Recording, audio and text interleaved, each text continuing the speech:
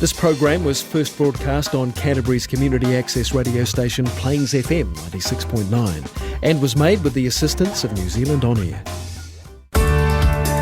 Coming up next on Plains FM is Find Your Bliss.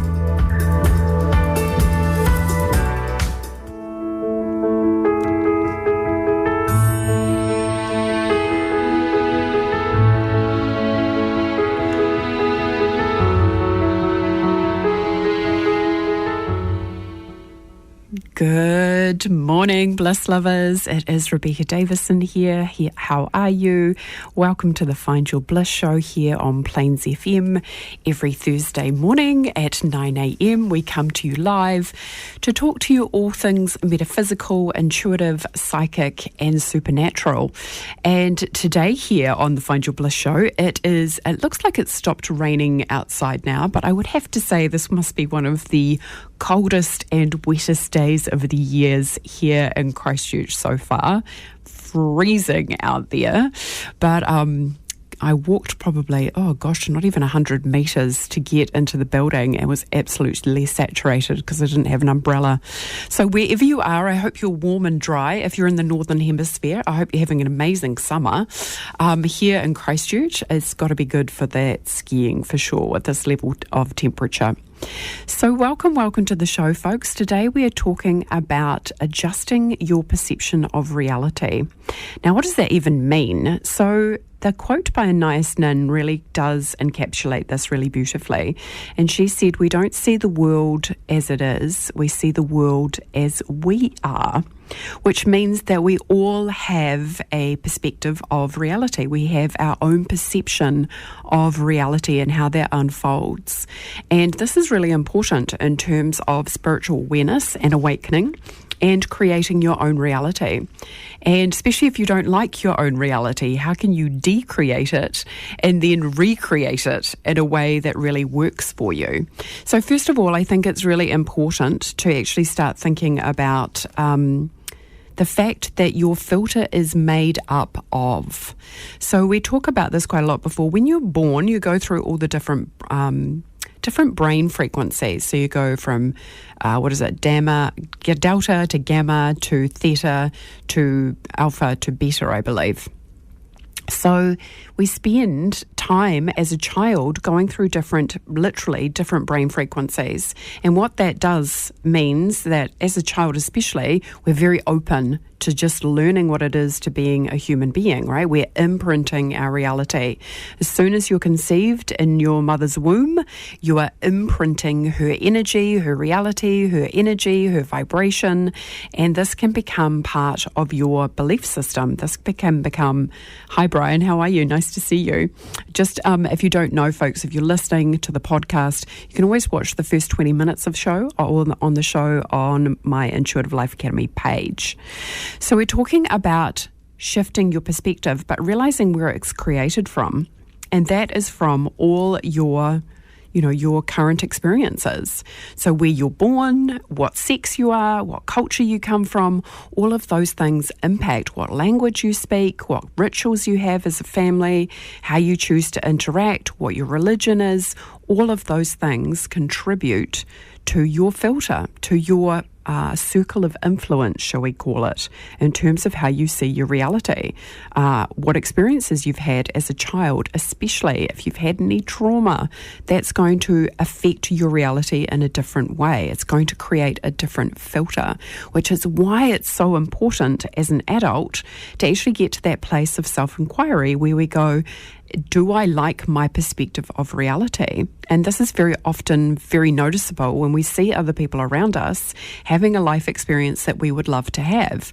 So then we want to start asking questions and going, okay, what filter of perspective or perspective of reality do they have? What is it that they are viewing the world through that's actually working for them?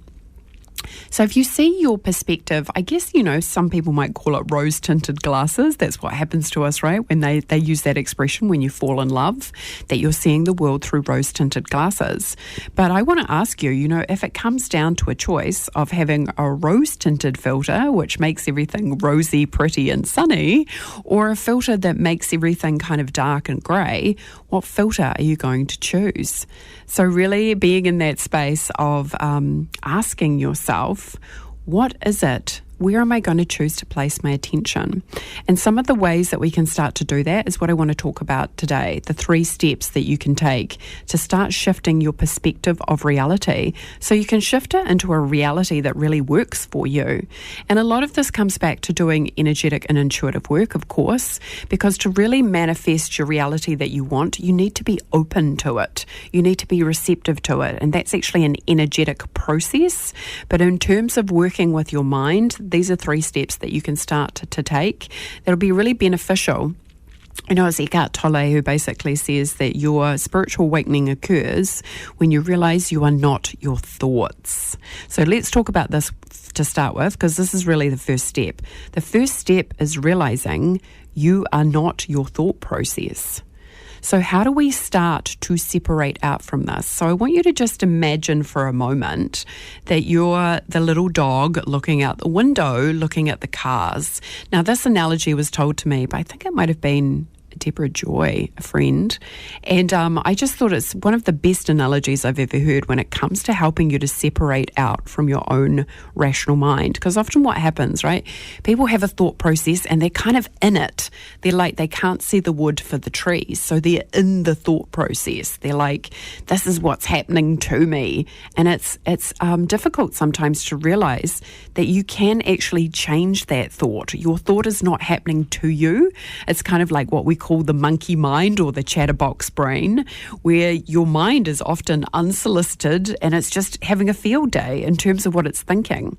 But those thoughts are going to often come from the fact that you have 60 to 80,000 thoughts a day, and often, I think it's like 95% of them are often the same as the day before. So you can appreciate if you're having a perspective of reality at the moment that leads you to feeling depressed, you're going to need to work on those thought processes. So you change the quality of those thoughts to shift to a higher vibration so you actually start feeling better in your body. I talk about this a lot, about how your thoughts create a chemical reaction in your body, excuse me, which creates a feeling. So you literally have to change your mind to change your life. But the way we do this is by starting to access the subconscious. So one of the very first steps you can take is to realize, I am not my thoughts. I can change my thoughts at any given moment. I have the power to do that. Now, a lot of people struggle with this because they're like, you don't know what's happening to me. Like when I often talk to people about this, they go into arguing for their limitations. You don't know what's happened to me. You don't know what's going on in my life. You don't know what rubbish I'm dealing with right now. And I can absolutely tell you, as somebody who's learnt the skills, that, my dad just passed away recently, but I have made a commitment to myself, to my own mind, to my own energy, that I am going to be happy no matter what. Because does my dad want me to be miserable? No, I love him. I feel that love every day. I can still converse with him because he's now in spirit as opposed to having a physical body. But realizing more than ever, your happiness is determined essentially by the choices that you make. So are you going to choose to look at the filters that you may have and ask yourself whether they're serving you or not, and go, okay, well, that one's not serving me, so I'm going to release it. And this is about becoming the observer of your thoughts. So going back, right, to the little dog that's looking out the window. So the little dog is your mind. Your little dog is the one that's observing. The cars are your thoughts.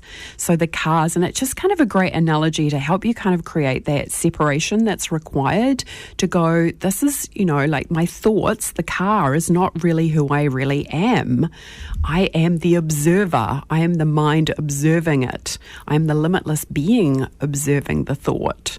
So because I have more control, more authority over my thoughts, I can actually pay attention to them. Like you can be the little dog that's looking out the window, or you can turn around and walk away. You can focus your attention on something else. So I think this is one of the biggest things to start with, is realizing that you have a choice where you place your focus. And where you place your focus is going to determine a lot in terms of how you feel. And why is that so important?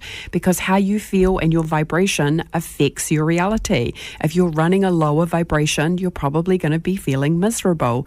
You're going to be feeling contracted. You're going to be feeling those lower frequencies on the scale of consciousness, like guilt or shame.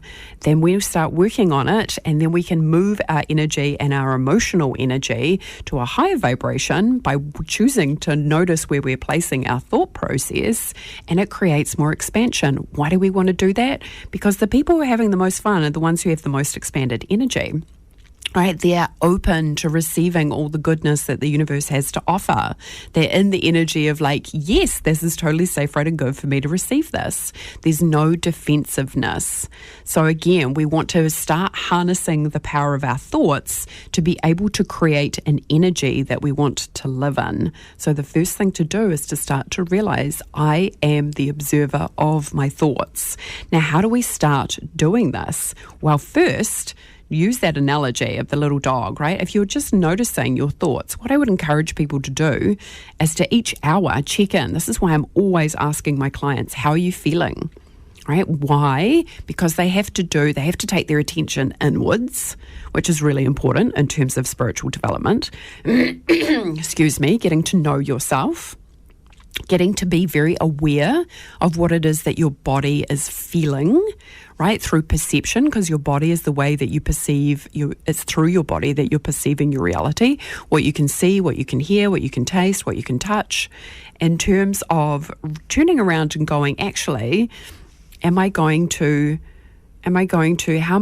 perceive that? If I touch that, is it hot? What does that mean? Starting to do that whole process of self-inquiry where we go, this is my perception of what is occurring. So what am I making that mean? And how does that meaning add value to my life or not? And this is huge in terms of what you think, especially in regards, let's use the example of other people. Right, say you're thinking about what other people think or of you, and you can go into a space of thinking negatively, like, oh, they don't like me, or they don't want to hang out with me, or, they're not being very kind. And then, of course, what happens is you start attacking your own mind. So it's not necessarily that those people feel that way, because sometimes you haven't even asked them to know if they feel that way, but you go into attacking your own mind. And A Course of Miracles talks about this in terms of if you go into defense, you will experience attack.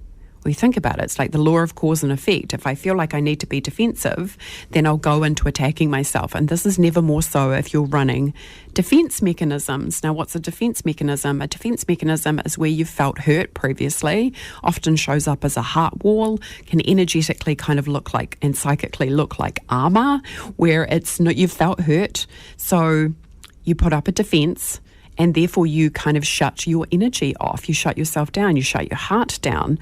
And then you wonder why life isn't bringing you all the goodness that you're wishing to experience, because you're closed off in your energy. And often too, right, the mind's going, well, I want that, but your energy's going, but you're not going to experience it because you're trying to protect yourself, because you're running the energy of defensiveness. It can get tricky. So we want to be aware and kind of tune in and ask our body and go, am I holding any kind of hard energy in my body? When I think of a certain person, do I want to kind of push them away?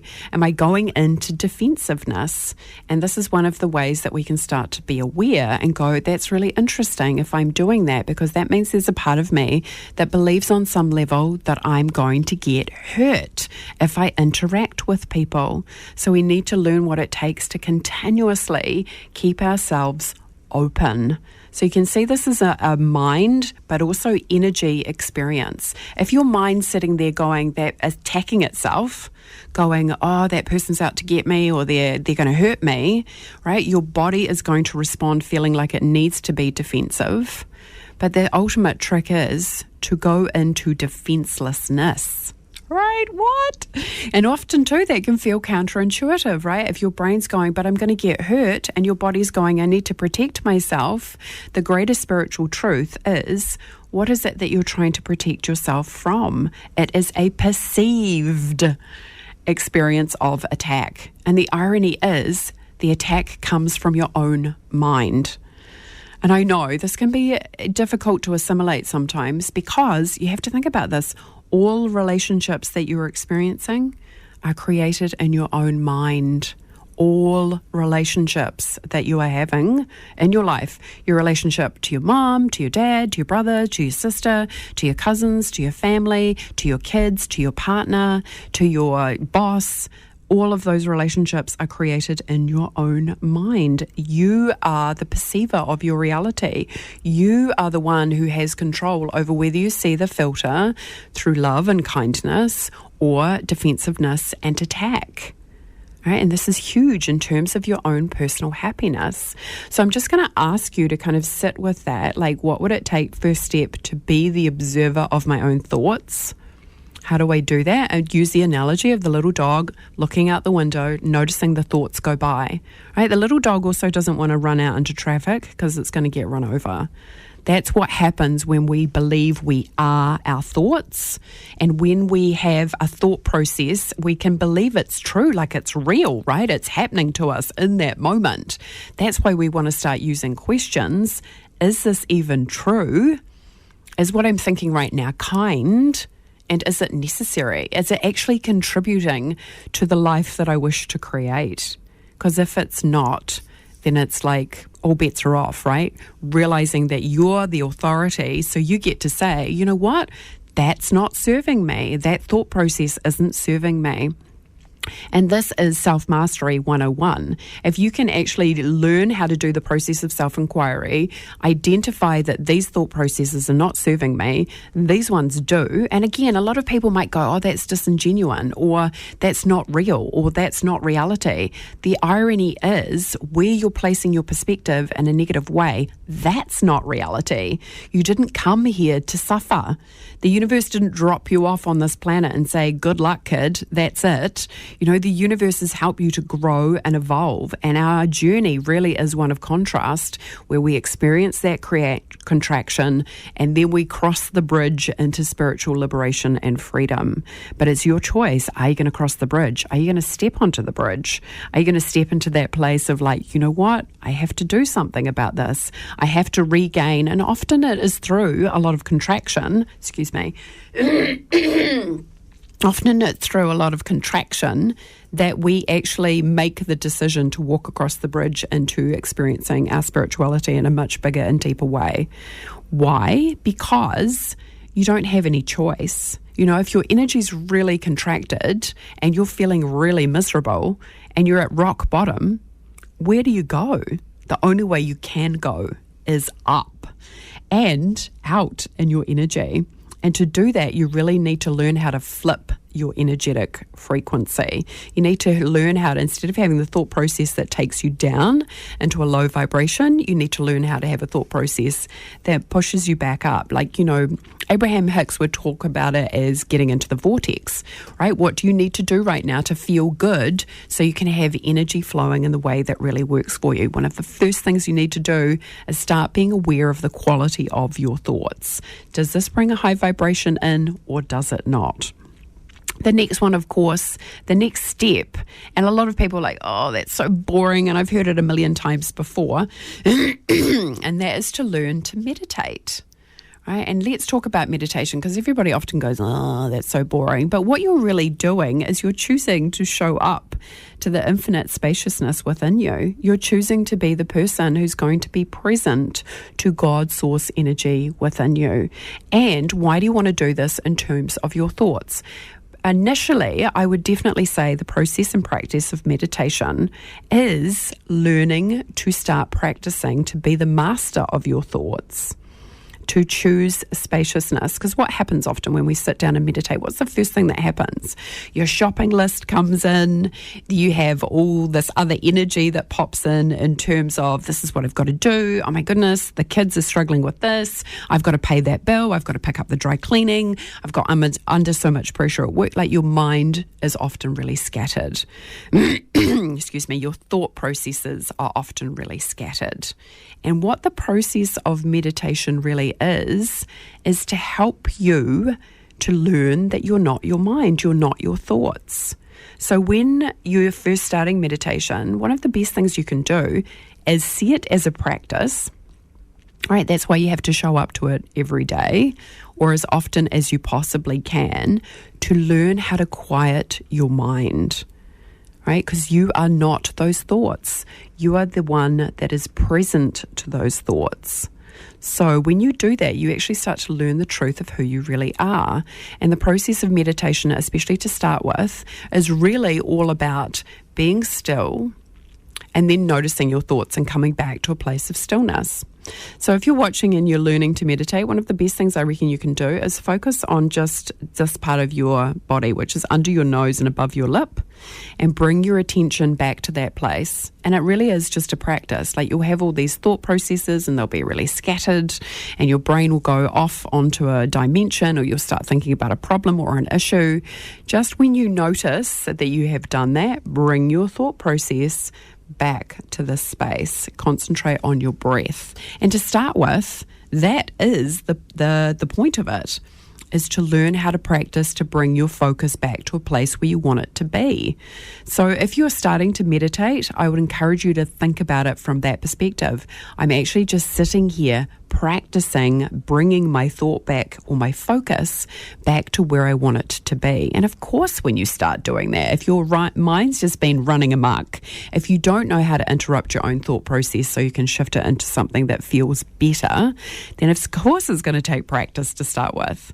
Of course it's going to take time, energy and effort to do that. Alrighty folks, so I'm going to say goodbye to Facebook now. Thanks for tuning in and watching, folks. You can always check out the podcast on iTunes by searching for Find Your Bliss. Lots of love, folks. Bye for now. Bye. So we're in the studio here today, folks, talking about changing your perception of reality. And why would you even want to do that? Because when you start changing your perception of reality, it opens up so much more for you. You can really start manifesting the life that you want. You can actually see other people in the life that they've created for themselves and start going, okay, well, what are they doing in terms of creating what they want? And how do I start doing that for myself? And like they said, the first step I think is really important, is that you realize that you are not your thought processes. You are the person who is the observer of your thought processes. That is your infinite self. That is the observer of your thought processes. So remembering that, right? Being in that space of going, oh yeah, like I'm this infinite being in a body. So I'm not limited to just a thought process.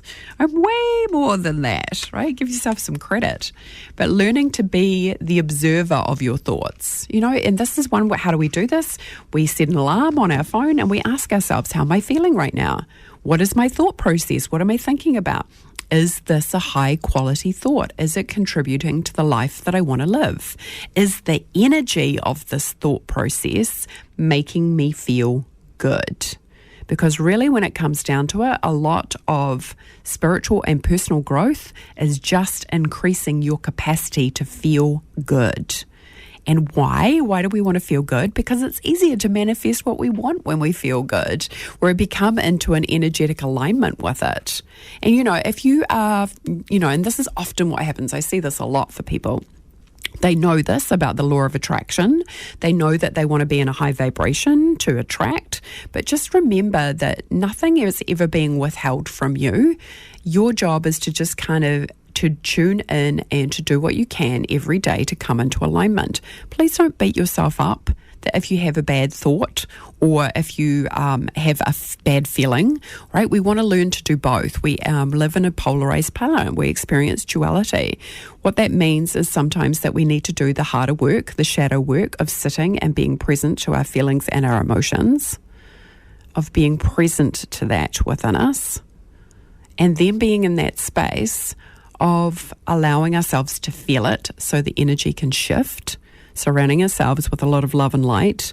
And then it is much easier to go into a higher vibration, right? We have to do both. We have to be willing to learn what it is to focus our attention in a good place, but also to go within ourselves and to be present and witness the deepest, darkest parts of ourselves and be present to that and be okay with that. To be in that space of loving that what is. And when we do that, because again, that's about releasing the resistance in the subconscious mind. Like if you're looking to create some more love, some more peace, more happiness in your life, you really need to do that in a work of going inwards and asking yourself, what does it take to be present to the thing that scares me the most? What does it take to be present to the thing that I'm the most afraid of? The thing that scares me the most, the thing that is the most painful. And it's not something that we really ask ourselves every day, right? You know, like I'm well versed in this, so I appreciate even saying that. Some people might be like, oh my goodness, you sound nuts, right? Why on earth would I want to do that? But I tell you what, it is the greatest liberation. It's the biggest expansion and freedom that you will ever occur, is to go to the parts of yourself that you think are unlovable and bring love to it. It will expand your energy and your perspective of reality like nothing else. So being prepared to do that shadow work. And why do we do shadow work? Because we want to be able to flow. We want to be able to have the universe move through us. We want to shift out of resistance.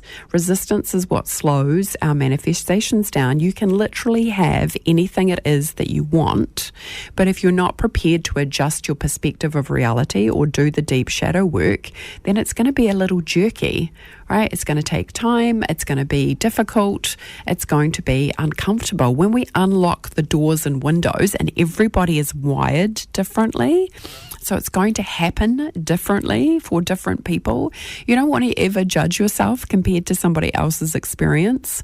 What you want to do is you want to look inwards and go, what am I doing? Am I showing up? Am I doing God's work? Am I appreciating the divinity within me? If I was appreciating the divinity within me, would my energy be more expanded? Would I be maybe feeling better in my body and in my energy field? And when you do that, right, when you learn what it is to love yourself, the universe responds accordingly. A lot of people, a lot of times, often feel like the universe is punishing them, and it's not so, right? The universe is just responding to what you are doing to yourself, because you're an extension of the universe. You are the universe. So there's nothing that the universe is doing to you, but there might be a lot that you're doing to yourself. You might be blaming yourself or judging yourself, criticizing yourself. All those kind of energies are going to contract your vibration. It's going to make you feel terrible, right? Crappy, the old crapola. And when we actually, we have to take responsibility. We have to be the person who goes, I'm actually going to be accountable for my life. I'm going to realize that my thought processes are under my control. I'm going to realize that I have choice on where I place my focus and my attention. And if I'm having a thought process that I don't like, that I get to interrupt it. I remember speaking to this once on Facebook about how I was driving into town one day and I could see in my own mind that my mind was going to go down a thought process that was going to make me miserable. But because I had practiced it so often, pretty much simultaneously in the same moment, I went, no, I'm not going to think that. I'm not going to go into that thought process because it's just going to make me miserable. So that was a profound moment for me to realize that I have a choice. I can be the person who actually goes, oh, no, that's not for me. That thought process is not for me. Clear and transmute it. I don't want to have that thought process. It's not serving me. It's not impacting my vibration in a positive way. And it's not bringing me the expansion I desire. It's not bringing me what it is that I want. And the irony being, when it comes back to our perspective of reality or perception of reality, you are the only one who can change your filter. If you don't like the filter that you're seeing the world through, you're the only one who can change it. So if you're going into blame, criticism, or judgment, you are more likely than not attacking yourself. If somebody's literally attacking you, It's your choice in regards to whether you turn around and go, oh, they're a mean person. You could sit there and go, oh, they're having a bad day. You're the one who turns around, it only impacts you to the level that you have the dissonance within yourself. So, and again, what do I mean by that? I mean that, again, all relationships begin in your own mind. So you need to be the one to check your filter and go, what filter am I going to choose to have? And this is why paradigm shifts can be so powerful. I remember reading a story by, in one of Stephen Covey's books, he wrote the 7 Habits of Highly Effective People. And at the very beginning of a book, there's a man on a bus or a train, I think, in public transport anyway, and he's got his 3 children and they're running amok. And he's not really, controlling them in any way, shape or form. And there was a woman on the train who was getting really annoyed with this. And she kind of eventually got so frustrated and she turned over and said to the man, why don't you control your children? And he turned around and said to her, oh, I'm really sorry. I've just come from the hospital. My wife's just died. That's a paradigm shift, right? Because then a woman now understands that he's grieving and that's why he's not maintaining any control over his children, because he's in shock. That's what we almost want to do with our own mind, right? To ask ourselves, what's another thought that I can think instead of this? What is another vibrational thought or that's going to create a feeling that brings me more joy and happiness? So number 1, realizing you have a choice. B, start to meditate as a practice to start being the master and teaching yourself that you can focus your attention in the way that you want it to go.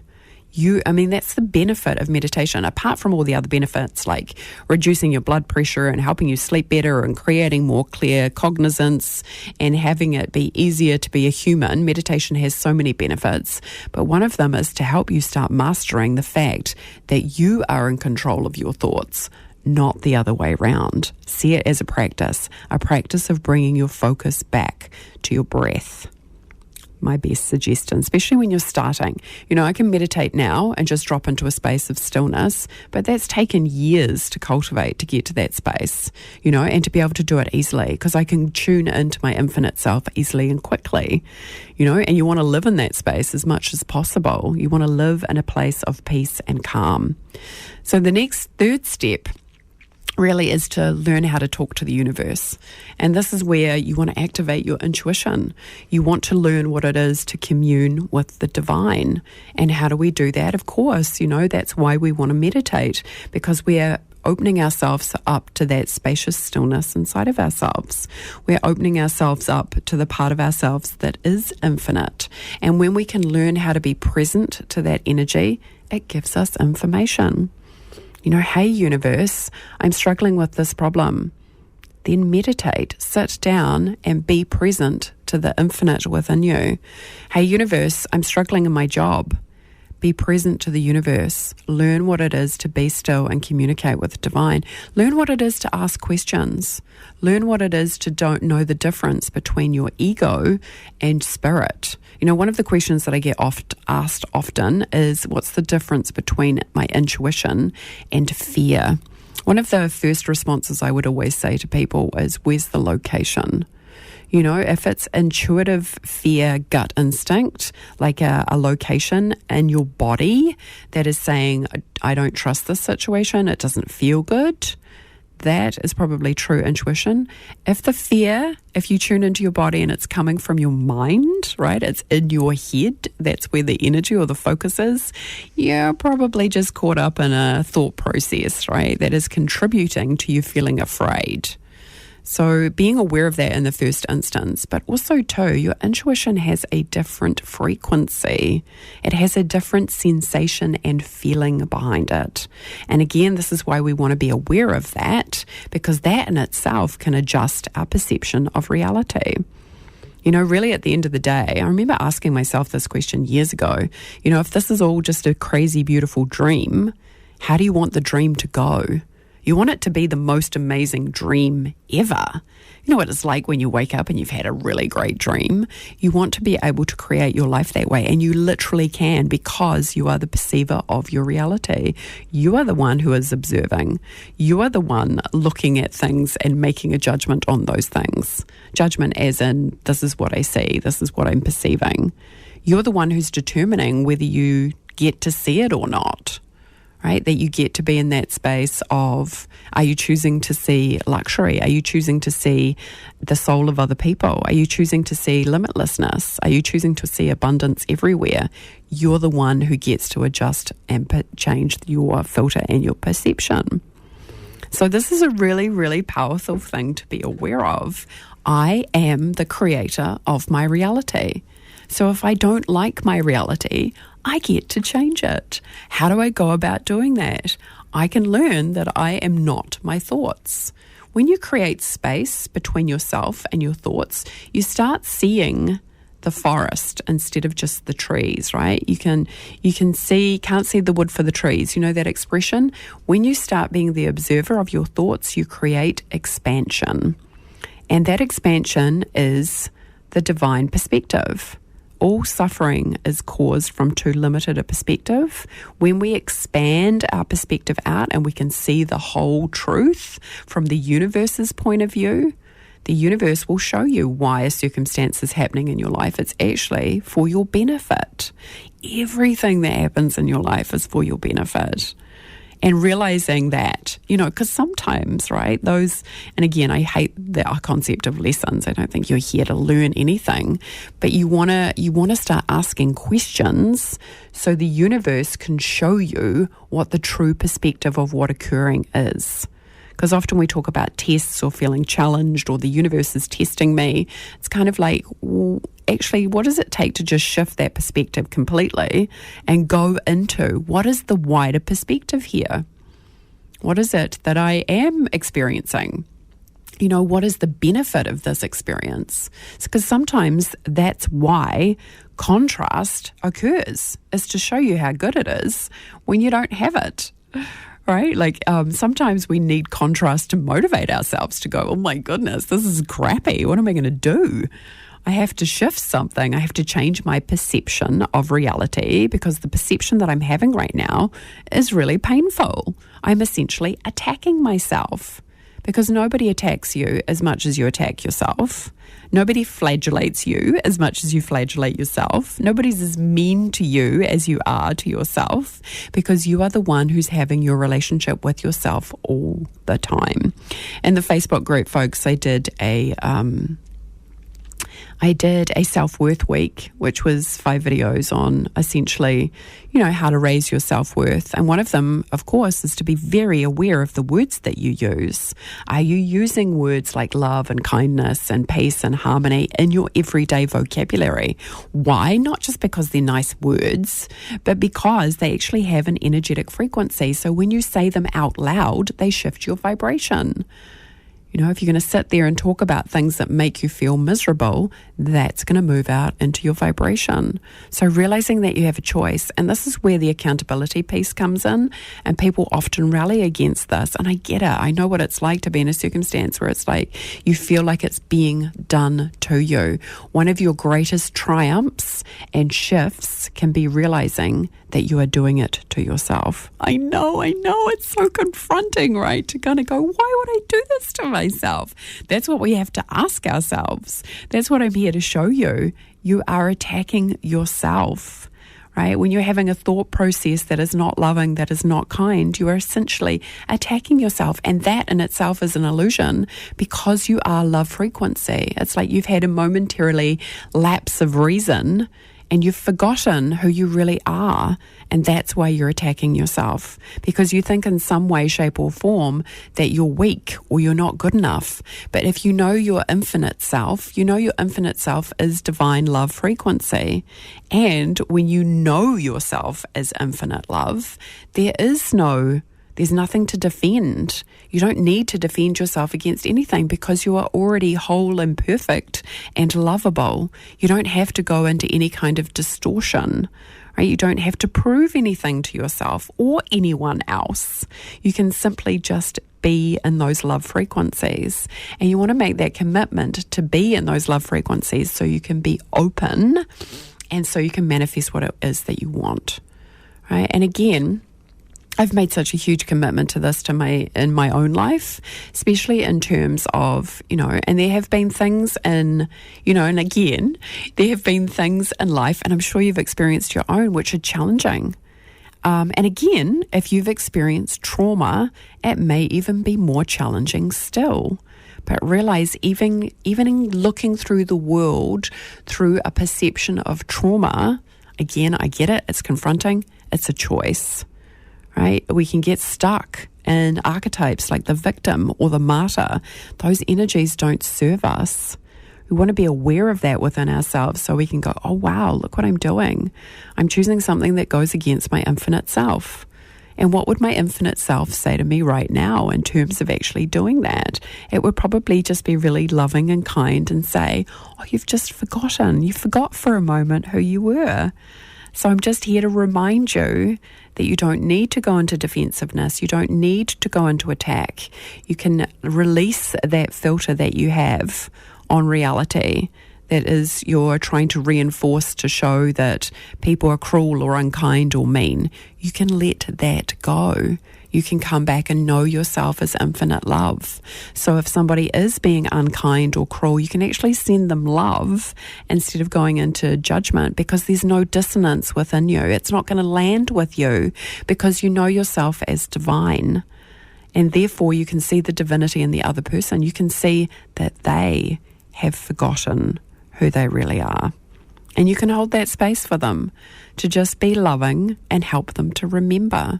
Now, that doesn't necessarily mean if somebody's being cruel to you that you have to stand there and take it. You can always do this from a distance, right? But you always have a choice in terms of how you're going to relate to it in your own mind. So I want to impress that upon you, right? You always have a choice. It's the most powerful thing available to you, literally hands down across the real universe, is realizing you have a choice. You have a choice. You think about how many choices you make every single day.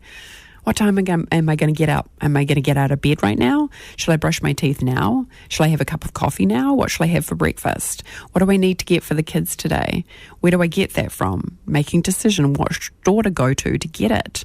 Which I can, we make so many decisions a day in terms of helping our lives to run smoothly, but we often don't make those decisions for ourselves.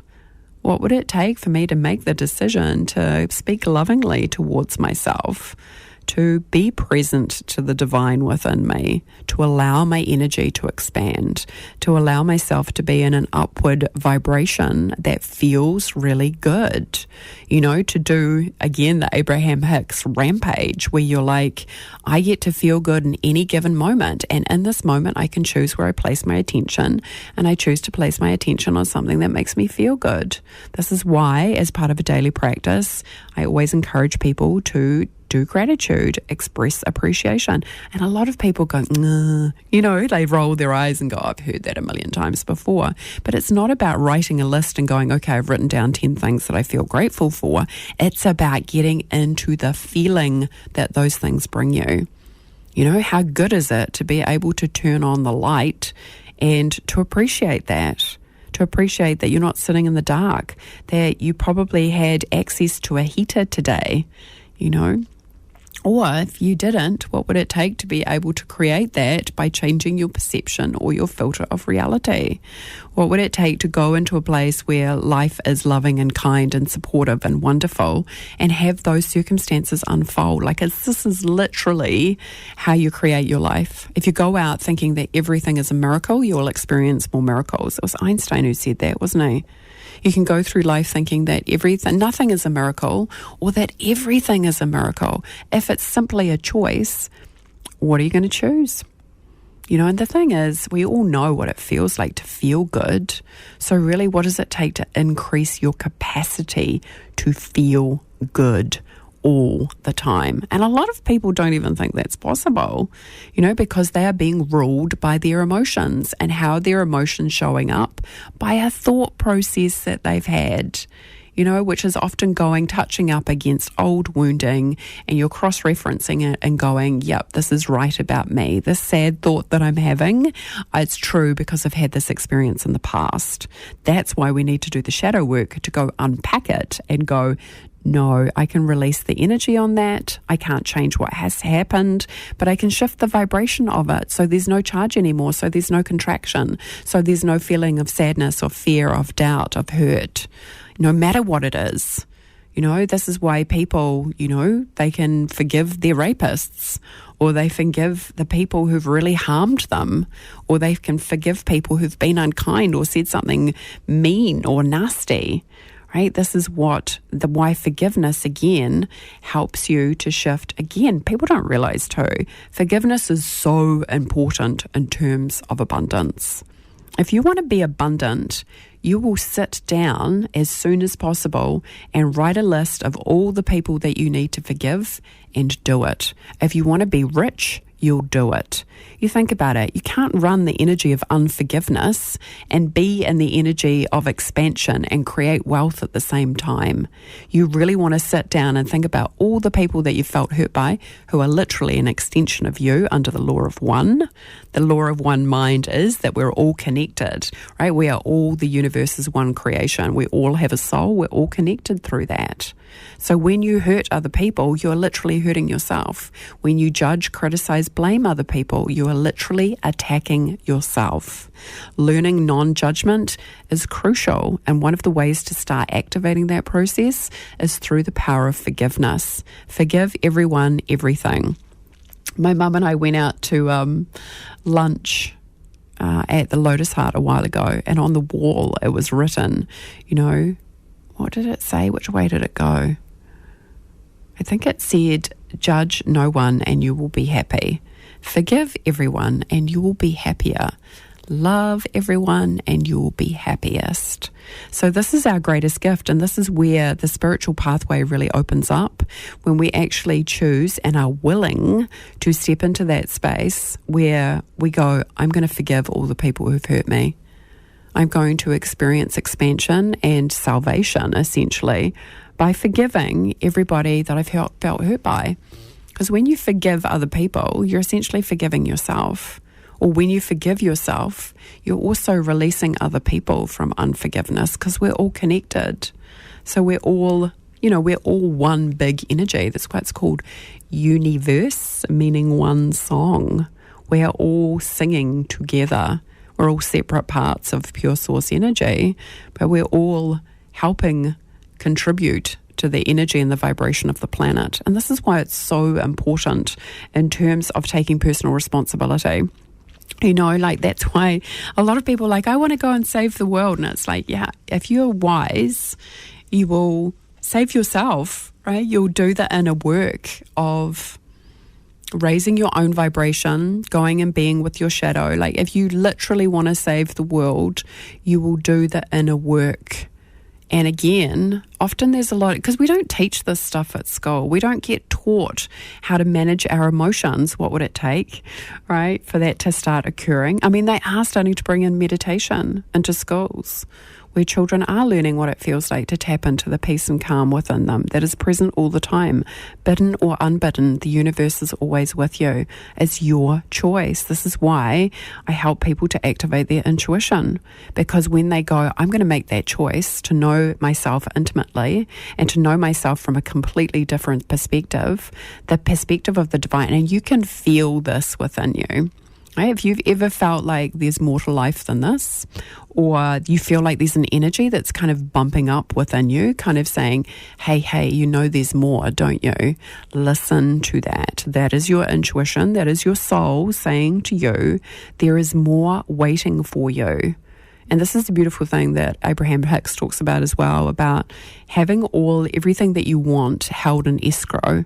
So essentially held for you in a space that is ready for you when you've come into alignment with it. When you have, and again, a lot of people can go into judgment on this. They go, something wrong with me because I haven't manifested what I've wanted. No, it's the process of self-discovery. What does it take to just be present and go, you know what, I'm going to make that commitment to myself. I'm going to have it show up that way. And then I'm going to do everything that it takes to get free and clear of anything that holds me back from being a vibrational match to what it is that I want. And that is my specialty. That is what I help people with. I help them to get free and clear of the resistance of where they're holding the hurt and pain, often from childhood, where we've had circumstances that have happened, we've felt disappointed, we've felt left down, we've felt disrespected, and we need to be the ones that go in and adjust that so we can change our filter. So it is easier to see clearly. It is easier to see the truth. And the truth is that you are an infinite being, that nothing can ever take you away from that. You can't change who you are. Who you are is love frequency. But often we have layer upon layer upon layer of limitation, false belief, behaviours, attitudes, vows, contracts that we've made that are untrue. And it's our job to pick through all of that and to release it and find the truth. That's why I've talked about it before. Michael A. Singer, he wrote a book called The Surrender Experiment. And what he did is he essentially made a commitment when he was quite young that he would just surrender pretty much anywhere he noticed that his ego was getting in the way. He just surrendered it. Fabulous book, mind-blowing in terms of what you think should be happening versus what is happening. Like, he talks about how he bought some land and how he really loved it, and he started a meditation group that came out there on the weekends, and then eventually there was a woman who wanted to build on his land, and instead of going into resistance and saying no, he went into surrendering. He was like, okay. So she built this other property, and then more people started to show up, and then it became a huge community. And then he eventually walked into a store one day and picked up a keyboard. This was really pre-even computing. And he was fascinated with it, so he started to teach himself how to use a computer. And then eventually set up a medical document.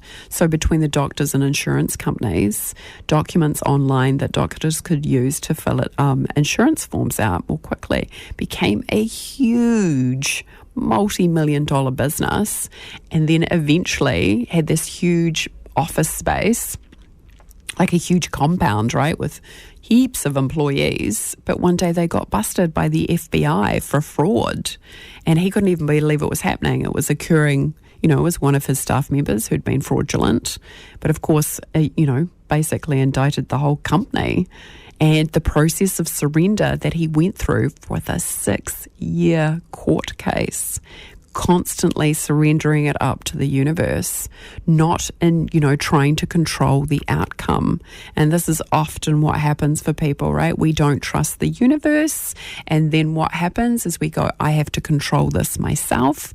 I have to do this myself. And then you end up getting frustrated and annoyed with the universe. So if you're wanting to learn what it is, because again, manifestation really is a process of just letting go of all your preconceived ideas, letting go of anywhere you don't think that you're worth it, letting go of anything that stands in the way of your true nature. Because your true nature, and we all know this on a soul level, your true nature can manifest anything instantaneously. Whew. Yeah, big energy, right? Your true nature can manifest anything instantaneously. I had an experience once, which I've talked about before, like my spiritual awakening when I was in London, when I broken up with my beautiful twin flame. And I was in a church with a friend and had an experience where, the pastor came over and put his hand on my head, and he was like, who wants to receive? Oh, well, I thought it was very theatrical, and I thought it was a load of hogwash, actually. But as soon as he came and put his hand, this is the thing, right? I'm sitting there in resistance, stand up, totally in my ego, rolling my eyes, thinking this is ridiculous. This guy puts his hand on my head, and the next minute I know I'm on the floor. That was the universe moving through him and into me in a really powerful way, basically saying, you don't know the half of it, sister. I don't think the universe shows off, but that was one of those moments where I was completely humbled. And the feeling of bliss, even though I fell on the ground, it felt like I was falling onto feathers. So when you have those experiences, it must be a bit of a hard head, I reckon, in terms of the universe getting the message across. But when you open yourself up to the divine, amazing things happen.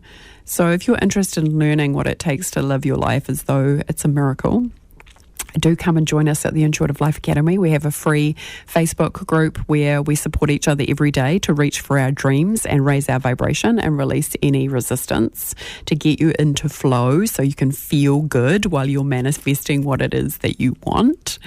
You can also go to RebeccaDavison.life. If there's a work with me button, you can always click on that. We can have a chat in terms of what it is that you want to do in terms of raising your vibration.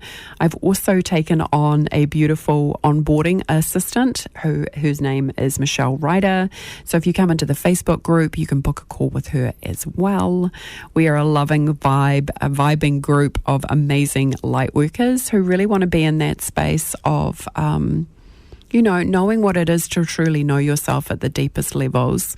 So, and again, why? Because when you do, you can have so much fun. Like, honestly, life just becomes delightful when you are in the presence of source energy.